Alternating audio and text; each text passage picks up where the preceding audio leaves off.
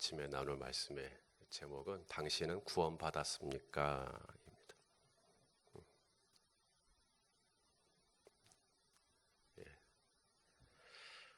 어제 본문에 사도 바울이 얼마나 이 교회가 하나 되기를 간절히 원하는지를 우리가 함께 말씀을 묵상을 했고요.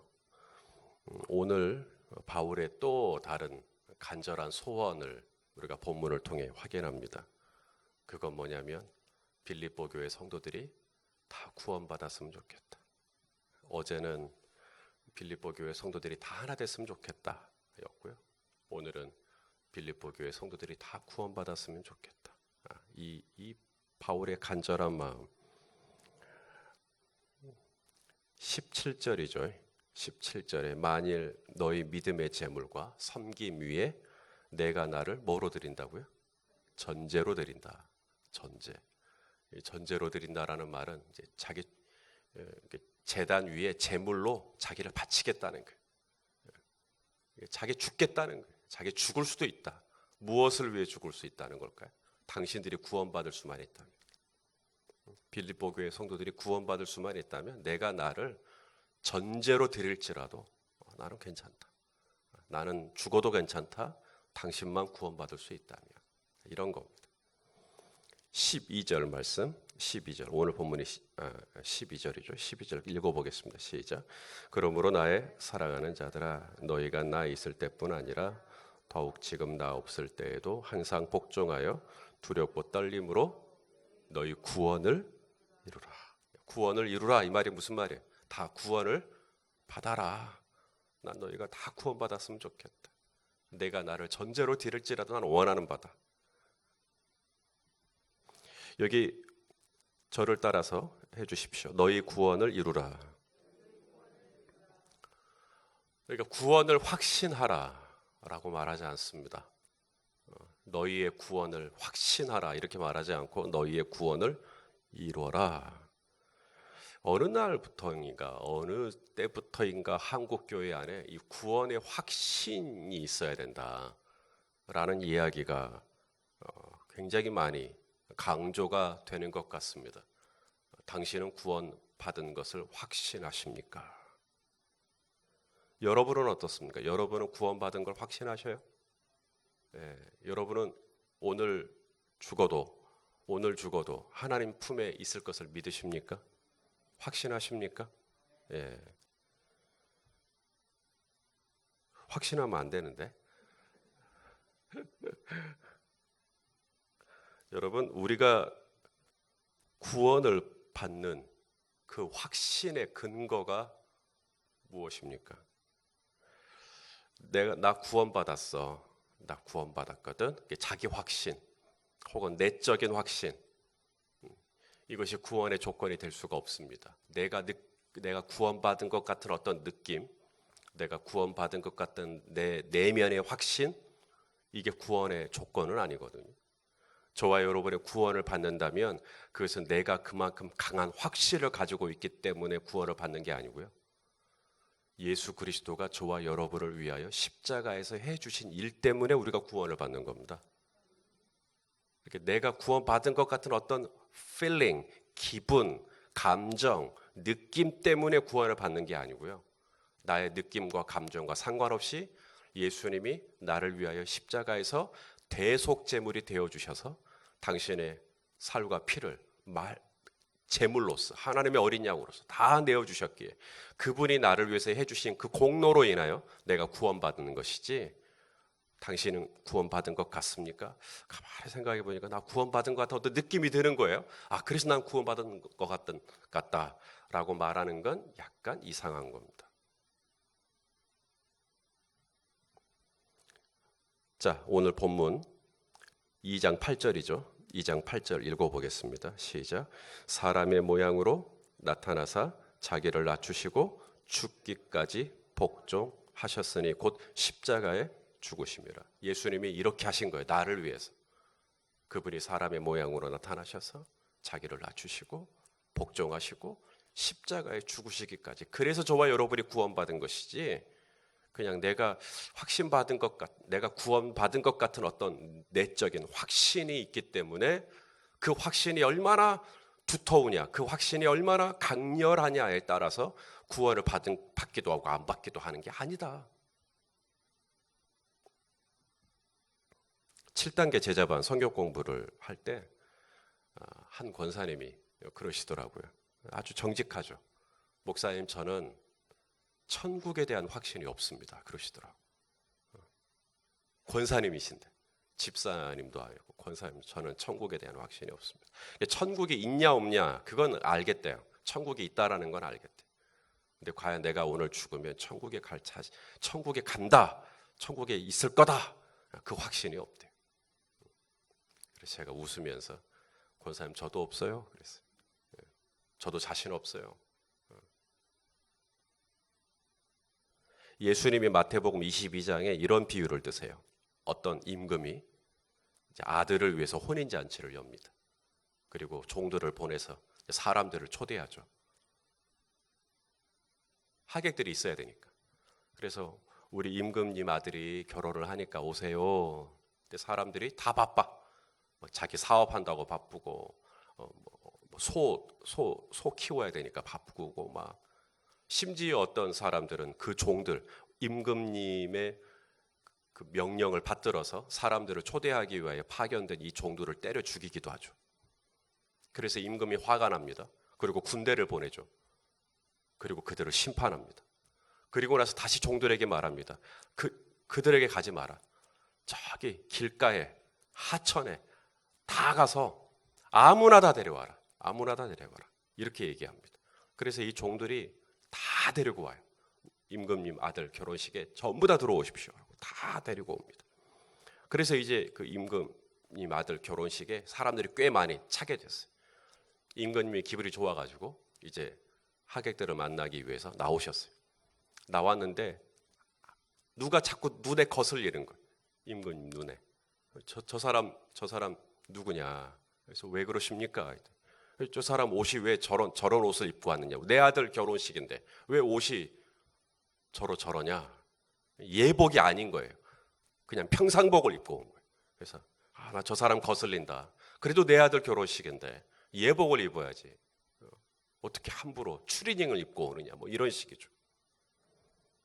그래서 쫓아내버립니다. 이 비유의 핵심은 이제 결론으로 이렇게 말합니다. 마태복음 22장 14절 읽어보겠습니다. 시작.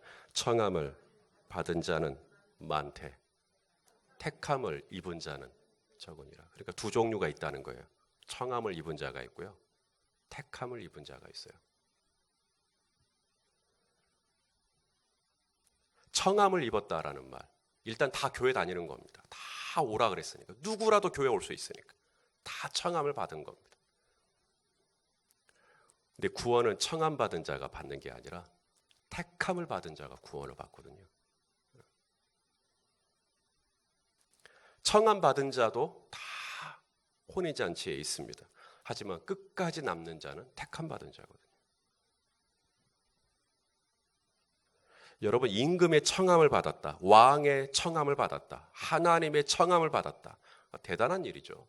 일전에 한 SNS에 제가 아는 분이 청와대에 초대를 받았노라고 그 초대장을 찍어갖고 올리신 거예요. 나 이 정도 사람이다. 청와대에서 초대받은 사람이다. 청와대에서 초대만 받아도 이렇게 좋은데, 근데 청함을 받았으면 그게 택함까지 가야죠. 청함에서 택함까지. 택함으로 가야 온전한 구원이거든요. 여러분 다 교회 다니시잖아요. 이게 청함을 받은 거예요. 구원의 청함을 받은 겁니다. 구원 받을 수가 있어요. 이제 가능성이 있어요. 그러면 이 청함 받은 것으로 만족하면 안 돼요. 택함으로 가셔야 돼요. 택함으로. 근데 이 택함으로 가는 것은 청함을 받은 자가 내적인 확신, 왕이 나를 택해 주실 줄로 믿어, 이런 내적인 확신이 있어야 택함으로 가는 게 아닙니다. 청함에서 택함으로 가는 모든 기준은 임금이 결정해요. 내가 혼인잔치에 청함을 받았으면 최소한 예복을 입어야 하듯이 내가 정말 하나님 나라 백성으로서, 성도로서, 신자로서 청함을 받았으면, 교회를 다니는 신자라면 최소한의 합당한 하나님 나라 백성다운 모습이 있어야 한다. 이게 바로 구원을 이루는 과정이라는 겁니다. 우리가 구원에 대해서 오해하는 또 한 가지가 뭐냐면, 첫째 오해는 구원은 확신을 가져야 된다는 이 느낌을 강조하는 것. 그게 오해고요. 두 번째는 구원은 결론이라고 하는 결론. 한 번 구원받으면 영원히 구원. 이 구원을 결론을 내버리려고 하는 것. 그게 오해입니다. 당신은 구원받았습니까? 네. 그러면 이제 당신은 뭘 해도 하나님이 당신을 구원하실 겁니다. 이게 바로 구원파의 영향 때문에 그렇습니다. 이 구원파의 메시지는 뭐냐면, 당신이 구원받았기 때문에, 당신은 이미 구원받았기 때문에 회개할 필요가 없다라고 가르칩니다. 그래서 주기도문을 안 해요, 구원파는. 왜요? 주기도문을 하면 중간에 이게 나오거든요. 나에게 잘못한 사람을 용서하여 준 것 같이 아버지도 저를 용서하여 주십시오. 예수님이 가르쳐준 기도는 회개 기도인데, 이 회개할 필요가 없다라는 것이 그들의 교리이기 때문에 주기도문을 안 합니다, 구원파는. 또한 구원파에 가면 신앙생활이 깊어지질 못해요. 왜냐하면 개인의 경건 훈련을 일절 강조하지 않거든요. 이미 구원을 받았으니까 굳이 기도할 필요가 있어요. 이미 구원받았는데. 그래서 뭐 새벽 기도니 뭐 철야 기도니 구원파는 하지 않습니다. 뭐 전도에 대한 부담 일절 없어요. 헌금에 대한 부담 없어요. 구원은 이례적 사건이다. 구원은 이미 끝난 거다. 한 번 받았으면. 그런데 오늘 사도 바울이 빌립보 교회 성도들이 난 너희가 다 구원받았으면 좋겠다 라고 하면서 뭐라 그래요? 너희의 구원을 이루어라. 너희 구원을 이루어라. 과정이라는 겁니다. 구원은 청함에서 택함으로 가는 과정이에요. 제 아들 딸은 태어나는 순간 제 아들 딸입니다. 응애 하고 태어나는 순간, 아니 이미 제 아내가 잉태한 그 순간부터 그들은 제 아들이고 제 딸입니다. 우리가 구원을 받잖아요. 예, 그 순간부터 하나님의 아들이고 하나님의 딸입니다. 영접하는 자, 곧 그 이름을 믿는 자들에게는 하나님의 자녀가 된다. 자, 제 아들 딸이 제 아들 딸로 태어났어요. 그러면 이제 지 마음대로 살아도 되죠. 잠도 그냥 지 마음대로 가서 자고, 뭐 학교도 그냥 안 가려면 안 가고, 뭐 제 아들 딸로 태어났으니까 이제 마음대로 살아도 되는가? 제 아들이 어디 가서 물건 훔치고 거짓말하고 두드러 패고 사기치고 막 그렇게 다녀도 괜찮은가? 저는 괜찮을지라도 이 사회에서 가만두지 않을 거예요. 아마 제 아들을 구속할 겁니다. 하지만 다행인 것은 제 아들, 딸은 지금도 저나 제 아내를 만족시키려고 애를 쓴다는 거예요. 엄마, 아빠를 기쁘게 해주려고 애를 써요. 왜냐하면 제 자녀이기 때문에, 제 아들이고 제 딸이기 때문에. 여러분, 하나님의 자녀가 되었다고, 그래서 나 구원받았다고, 그래서 나는 이제 기도도 안 해, 나는 모임에도 안 해, 나는 이제 뭘 해도 괜찮은 거예요. 회개할 필요가 없으니까. 정말 그게 맞나? 구원에 합당한 열매를 맺어야죠.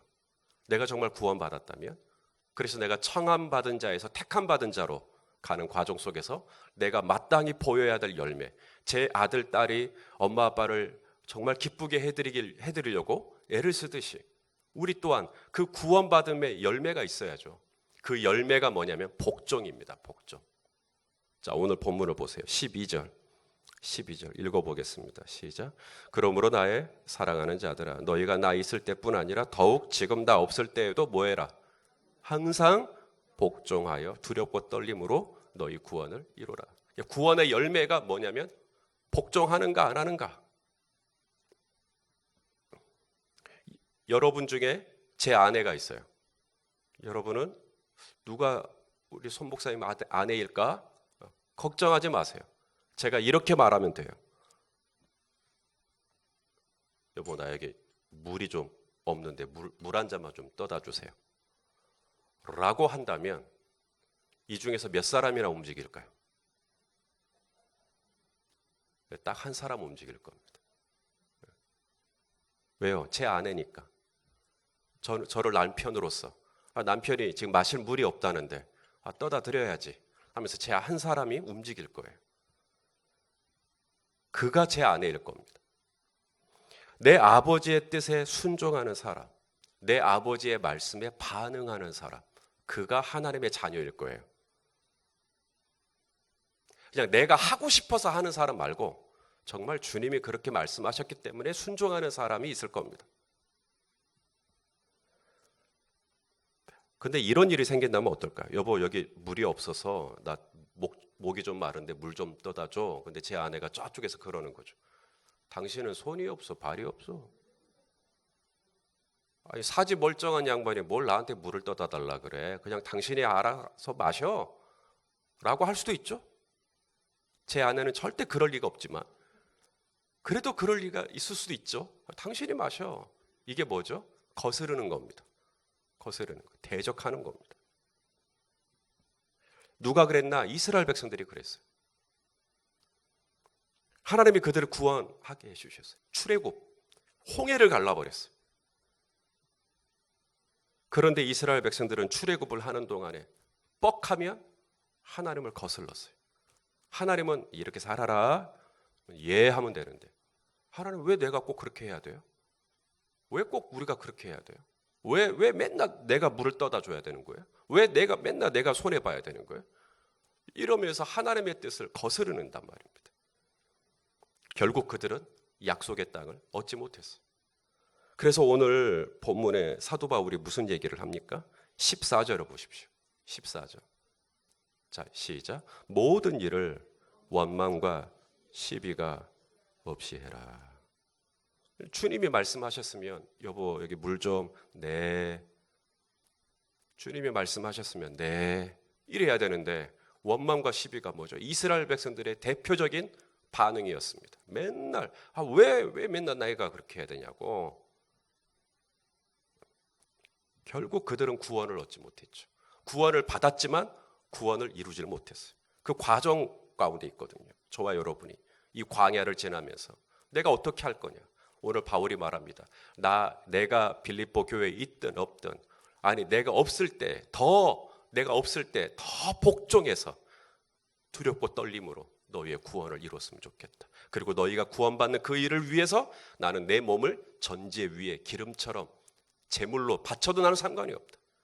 지금 이 간절함을 지금 표현하고 있는 겁니다. 여러분 구원은 절로 이루어지지 않아요. 두려움과 떨림으로 가야 됩니다. 우리는 청함받은 사람들은 분명해요. 교회 안에 있으니까 여러분은 분명 청함받은 겁니다. 하지만 나 청함받았네, 너 청함받았네, 그러므로 택함받았네로 갈 수는 없어요. 그건 임금이 결정할 일이에요. 그러므로 어떻게 해야 되는가? 정말 내가 청함받은 자다운 예복이 있어야죠. 그 예복이 뭐예요? 주님이 아들아 이렇게 해라. 예, 복종하는 게 예복입니다. 하나님의 말씀대로 살려고 하고 하나님 뜻에 순종하려고 하고 나도 바쁜데 하나님이 아들아 나 네가 이렇게 좀 갔으면 좋겠다. 네 아버지 제가 가겠습니다. 나도 얼마 없는데 아들아 난 네가 이렇게 줬으면 좋겠다. 네 아버지 드리겠습니다. 그게 구원받은 자의 택함 받은 자의 예복이라는 거예요. 그래서 항상 복종해서 두려움과 떨림으로 하라고. 우리가 묵상 컨퍼런스를 지난주에 했습니다. 왜 우리가 묵상을 합니까? 나 오늘 묵상했어. 기분 좋아. 이런 어떤 그 느낌이 좋으려고, 기분이 좋으려고 묵상하는 겁니다. 아니면 묵상을 하고 나서 내가 이제 뭐 좀 알았어. 이런 어떤 나의 어떤 지적인 만족을 추구하기 위해서 묵상을 하는 겁니까? No. 절대 아닙니다. 우리가 이 교회가 묵상하는 교회를 강조하고 묵상을 하는 까닭은 하나님의 음성을 듣고 항상 복종하는 삶을 살도록 하기 위해서 그래요. 왜냐하면 그것이 청함받은 자가 아니라 택함받은 자의 열매이기 때문에 합당한 예복이에요. 그걸 입고 살아야 돼요. 그래서 항상 그리스도 예수 안에서 그분은 우리의 예를 받으시기에 합당하신 분인 줄로 믿습니다. 나의 임금이신 그분이, 나의 왕이신 그분이, 나의 그리스도 아버지이신 그분께서 무슨 말씀을 하시면 예 하는 것. 그게 바로 제 아들, 딸에게 기대하는 부모의 기대이듯이 우리 하나님이 저와 여러분에게도 바라는 게 바로 그거예요. 오늘도 항상 복종하는, 아침에도 오후에도 저녁에도 정말 성령님께서 내게 말씀하시는, 주님이 내게 감동을 주시는 게 있으면 예 하는. 그래서 여러분 이렇게 질문을 많이 하세요. 주님, 제가 무엇을 하기를 원하십니까? 그냥 오늘도 불 꺼지고 기도할 때 이렇게 질문해 보세요. 하나님, 제가 오늘 이 하루를 어떻게 살기를 원하십니까? 근데 이 질문을 하는 것과 안 하는 것과 좀 달라져요. 그냥 안 하고 그냥 내 생각으로 그냥 오늘 이렇게 살면 되겠다 하고 가는 것하고, 주님, 제가 이런 계획들이 있지만 잠깐 신발을 벗고, 주님, 제가 오늘 하루를 어떻게 살기를 원하십니까? 주님, 말씀하여 주십시오. 그리고 잠깐 기다려 보세요. 그럼 주님이 내 안에 어떤 감동을 주실 거예요. 그러면 이거 그냥 내가 생각한 거 아니야? 아니요, 방금 주님께 물으셨고 주님이 대답한 건데 왜 그렇게 의심하십니까? 주님이 내게 주신 감동인 줄로 알고 제가 순종해 보겠습니다. 그렇게 주님의 음성과 순종이 깊어지면 깊어질수록 하나님의 음성을 분별하는 예민함이 길러져요. 그래서 점점 그분의 말씀에 더 순종을 잘하게 됩니다. 할렐루야. 오늘도 저와 여러분이 이 하루를 나 구원받았어 라고 하는 확신이 아니라, 느낌이 아니라, 나를 위하여 자기를 낮추시되 십자가에 죽으시기까지 하신 그 예수님의 공로 때문에 내가 구원받은, 그렇다면 내가 구원받은 자로서 어떻게 살아야 되나? 그분의 음성에 귀 기울이고 복종하는 그런 은혜가 있기를 예수님의 이름으로 축원합니다.